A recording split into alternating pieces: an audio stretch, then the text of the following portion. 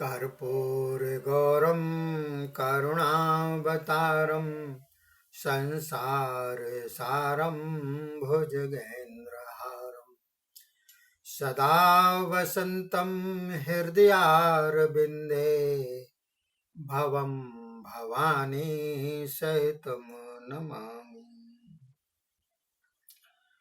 बोलिए शंकर भगवान की जय। बोलिए शिव महापुराण की जय।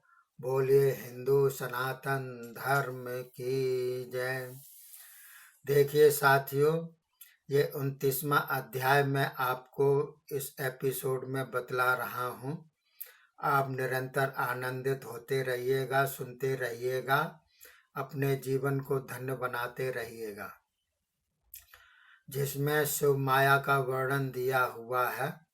तो ब्रह्मा जी बोले, हे नारद जी, श्री पार्वती जी की सदा शिव में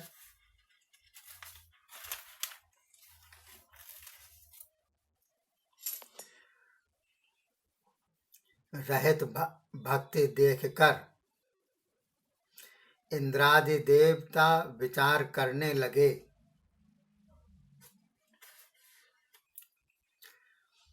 हिमालय अपनी कन्या का दान करके तो दुर्लभ मोक्ष पद को प्राप्त कर लेगा और पृथ्वी का भी त्याग कर देगा, तब तो पृथ्वी रत्नों से निश्चय खाली हो जाएगी। हिमाचल तो दिव्य रूप होकर शिवलोकगामी होगा, तब तो अच्छा नहीं। इस प्रकार आपस में विचार करते करते सब देवता गुरु बृहस्पति जी के पास गए। उन्हें जाकर संपूर्ण वृतांत सुनाया और कहा कि आप अति शीघ्र हिमाचल के पास पहुंचकर शिव निंदा करो, जिससे वह अपनी कन्या शंकर को न देकर और किसी को दे देवें। इस प्रकार सुनकर बृहस्पति जी ने शिव का स्मरण करके कहा, हे देवताओं, तुम लोग महास्वार्थी हो। अपने स्वार्थ में आकर मुझसे शिव निंदा कराते हो। क्या मैं ही नरक का गामी हूँ? तुम स्वयं ही वहां क्यों नहीं पहुंच जाते, जिससे तुम्हारे मनोरथ सिद्ध हो जाएं? सप्त ऋषि अथवा ब्रह्मा जी के पास जाकर अपना दुख सुनाओ, वे ही तुम्हारे संकट कटेंगे। ब्रह्मा जी बोले, हे नारद जी, तब सारे देवता मेरे पास आ गए और मुझे सारा वृतांत सुनाया। तब मैंने कहा कि हे देवताओं, मैं शंकर भगवान की निंदा नहीं करूंगा, क्योंकि वह निंदा सुख शांति का नाश करके संकटों में डाल देती है। तुम स्वयं भगवान शिव के पास पहुंचकर उन्हें प्रसन्न करो, वे स्वयं ही अपनी निंदा जाकर आप करें। तब ब्रह्मा जी बोले, इस प्रकार मेरे कथन को सुनकर देवता कैलाश पहुंच गए। वहां शिव के दर्शन कर उन्हें नमस्कार किया और स्तुति करने लगे। स्तुति करके देवता बोले, हे शंभो, हम आपकी शरण में आए हैं, आपको बार बार नमस्कार है। इस प्रकार प्रार्थना करके देवताओं ने सदाशिव को अपना कष्ट सुनाया। देवताओं के कथन को सुनकर सदाशिव ने उनकी बात मान ली। देवता भी अपने अपने लोकों में भगवान शंकर को प्रसन्न कर चले गए। उसके बाद शंकर हाथ में छाता तथा दंड लेकर सुंदर सुंदर वस्त्र धारण करके हाथ में स्फटिक माला एवं कंठ में शालिग्राम धारण किए साधुओं जैसा रूप बनाकर हरि हरि बोलते हिमाचल राज की सभा में पधारे।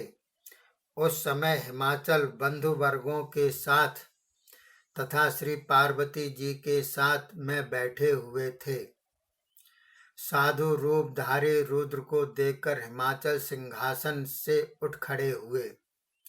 भक्ति पूर्वक बार बार उन्हें प्रणाम किया। श्री पार्वती जी ने तो साधु भेषधारी रुद्र भगवान को पहचान लिया। उन्होंने भी भक्ति के साथ प्रणाम किया। हिमाचल से दिए हुए सिंहासन पर विराजमान होकर भगवान शंकर बोले, हे हिमाचल राज, मैं वैष्णव ब्राह्मण हूँ। परोपकार करना मेरा धर्म है। भिक्षा मांगकर अपना पालन कर लेता हूँ। मुझ पर गुरुदेव की परम कृपा है। मैं सब जगह बिना परिश्रम अपनी इच्छा से भ्रमण करता रहता हूँ। मैंने सुना है कि तुमने कमलों के समान नेत्रों वाली अपनी परम सुंदरी कन्या को निराश्रित एवं विचारहीन तथा भिक्षावृत्ति वाले शिव को देने का विचार कर रखा है। हे शैलराज, इसमें आपने अपनी हानि लाभ का कुछ भी विचार नहीं किया। आपकी समता शिव कदापि नहीं कर सकते। पार्वती को क्या मालूम, वह तो उसी के साथ विवाह करना चाहेगी। अनुभव न होने के कारण उसको अपने सुख दुख का ज्ञान नहीं। हे शैलेंद्र, तुम उसकी बात पर न जाओ। शिव के साथ उसका विवाह न करो। ब्रह्मा जी बोले, हे नारद जी, इस प्रकार कहकर शंकर चले गए। बोलिए शंकर भगवान की जय। तो देखिए साथी में ये अध्याय समाप्त होता है। 30वां अध्याय में क्या दिया हुआ है कि हिमाचल के समीप सप्त ऋषियों का आगमन किस प्रकार से हुआ है वो मैं आपको बतला रहा हूँ। देखिएगा, सुनिएगा।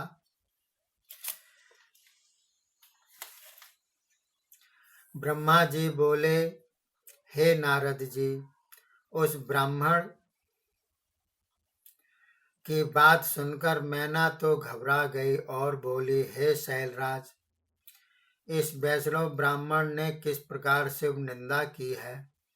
आप थोड़ा शिव भक्तों से मिलकर इसका निर्णय कर लो। यदि ऐसा ही हो तो पार्वती को उस कुरूप शिव के हाथ न सौंपा जाए, नहीं तो मैं विष खा लूंगी। मुझे अपने प्राण प्यारे नहीं और अपनी पार्वती को भी समुद्र में धकेल दूंगी, किंतु शिव को नहीं दूंगी। इस प्रकार कहते कहते मैना रोने लगी।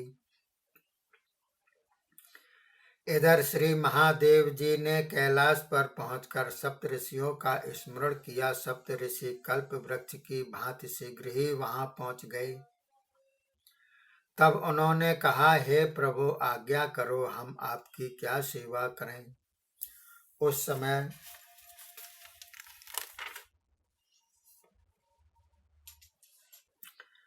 सिद्धि मूर्ति अरुंधति भी साथ में थी।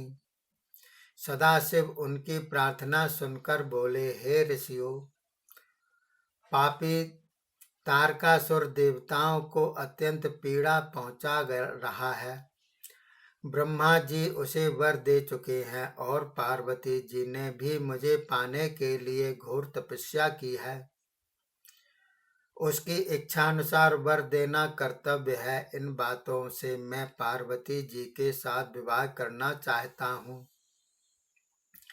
इससे पूर्व में भिक्षुक का रूप धारण कर हिमाचल के पास गया। उन्होंने मुझे परम ब्रह्म जाना और अपनी कन्या देने के लिए वे तैयार हो गए।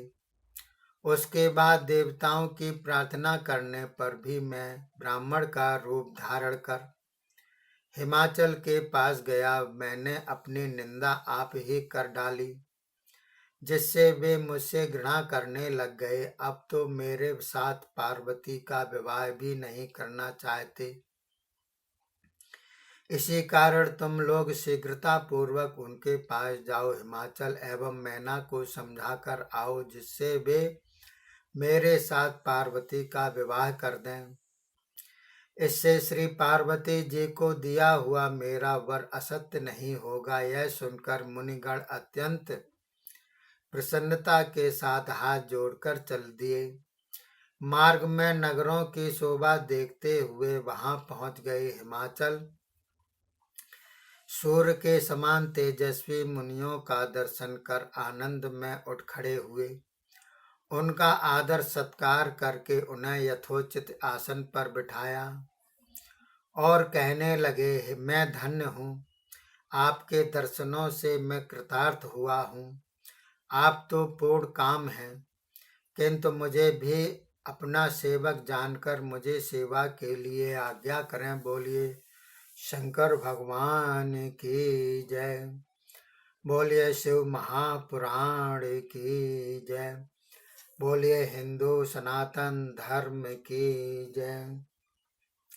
साथियों, ये अध्याय समाप्त होता है। अगला 31वां अध्याय है, जिसमें वशिष्ठ मुनि का उपदेश दिया हुआ है। क्या उपदेश दिया हुआ है ये अगले एपिसोड में मैं आपको बतलाऊंगा। तब तक के लिए आप हमारा ये शिव महापुराण सुनकर आनंदित होइएगा और दूसरों को भी सुना करके आनंदित करिएगा। तब तक के लिए धन्यवाद। जय हिंद, जय भारत।